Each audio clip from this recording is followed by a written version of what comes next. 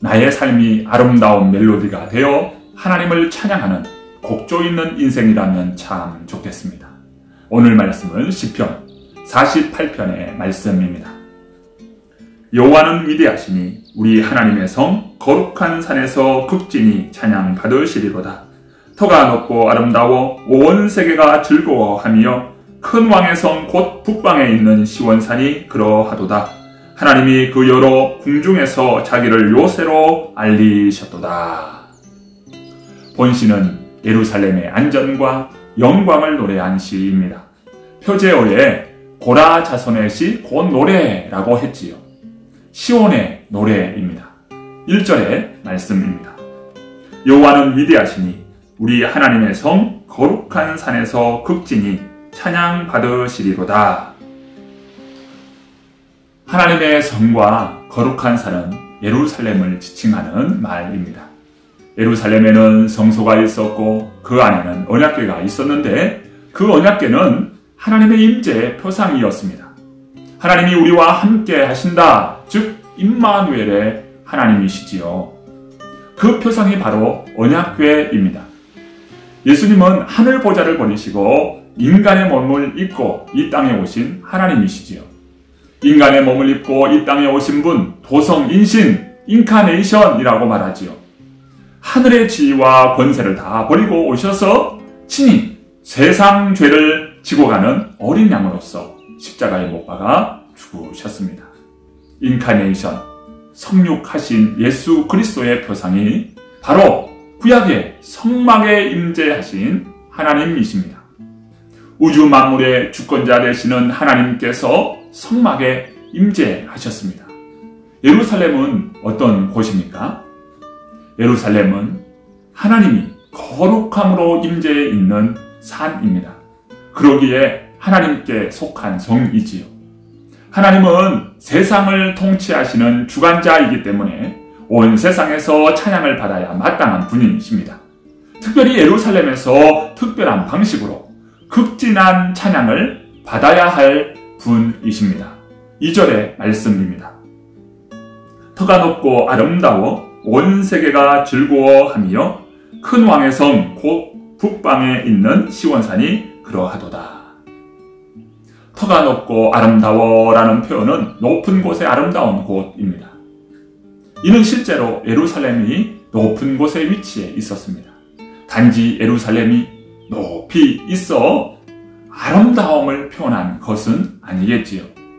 세상을 다스리고 통치하시는 왕이신 하나님께서 임재해 계시기에 아름다운 것입니다. 하나님이 임재하십니다. 하나님이 통치하시고 하나님이 구원을 베푸십니다.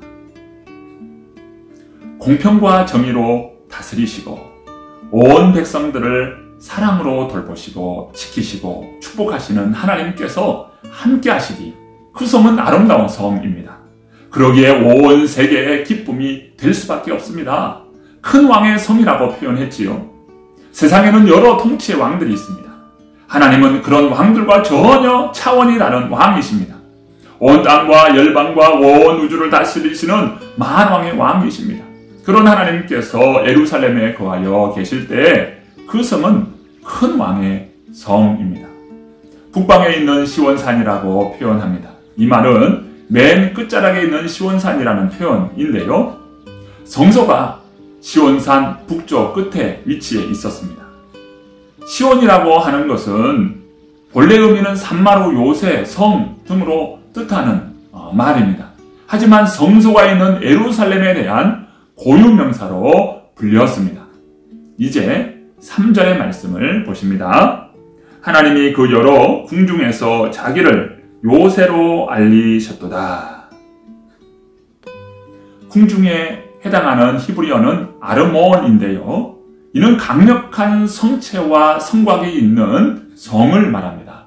예루살렘은 그런 어떤 요새보다도 더욱 높고 안전한 요새입니다. 그것은 예루살렘이 지대가 높고 삼면이 절벽으로 되어 천의 요새이었지요. 오늘 본문의 내용으로 볼 때 단지 천의 요새로 되어 있는 자연 환경을 두고 말하는 것은 아닙니다. 예루살렘이 진정으로 가장 안전한 곳이 되는 이유는 바로 하나님께서 임재해 계시고 하나님의 임재의 처소인 성소가 있기 때문입니다. 그래서 예루살렘이 요새가 아니라 하나님이 요새이시지요. 우리는 코로나로 인하여 많은 어려움을 겪었고 또 겪고 있습니다. 전 세계가 코로나로 인하여 수많은 사람들이 죽어가고 교역이 정지가 되고 기업과 사업에 큰 어려움을 겪고 있습니다. 수많은 사람들의 관심이 백신이 언제 만들어지고 언제 보급이 되는지에 대한 관심이지요. 그래서 뉴스에 보면 백신에 대한 이야기가 참 많이 하는 것을 볼 수가 있습니다. 치료제를 많은 사람들이 찾고 기다리고 있지요. 하나님은 우리 인생의 주인이시고 우리 인생의 생명을 주장하시는 분이십니다. 사람이 치료제는 찾아도 치료자 되시는 하나님을 찾지 않습니다. 하나님은 강력한 치료자 되십니다. 세상의 시각으로 볼 때 천혜의 요새라고 자연 환경을 자랑할 수 있겠지요. 그래서 절대 무너지지 않고 영원히 안전할 것이라고 생각하겠지요. 이것이 세상 사람들이 보는 시각이요 그들의 시야입니다. 하지만 믿음의 사람은 천혜의 요새가 문제가 아니라 하나님께서 함께 계시느냐 하나님이 함께하지 않느냐가 중요한 것입니다. 치료제가 아니라 치료자가 중요합니다. 광야 한복판에서도 하나님께서 함께 하실 때 만나와 메추라기를 통해 먹이시고 반석에서 물을 내시며 그들의 앞에 구름 기둥과 불 기둥으로 인도하셨습니다. 문제는 하나님이 함께 계시는가이지요. 환경이 아무리 좋아도 하나님께서 함께하지 않고 그 인생에 감사와 기쁨이 없다면 그 인생은 불행한 인생입니다. 예루살렘은 궁극적으로 하늘나라를 의미합니다. 새하늘과 새 땅으로 말씀하시는 새 예루살렘의 도성을 천국의 이미지로 말씀하셨지요. 하지만 영적으로도 볼 때 오늘 본문의 예루살렘은 교회에 적용할 수 있습니다. 교회가 아름다운 이유가 무엇입니까? 하나님이 임재해 계시기 때문입니다. 하나님의 말씀이 선포되고 말씀으로 우리 인생을 다스리기 때문입니다. 하나님이 구원을 베푸시고 영원한 생명의 은혜를 누리기 때문이지요. 하나님의 이름과 목적을 교회에 주셨기 때문입니다.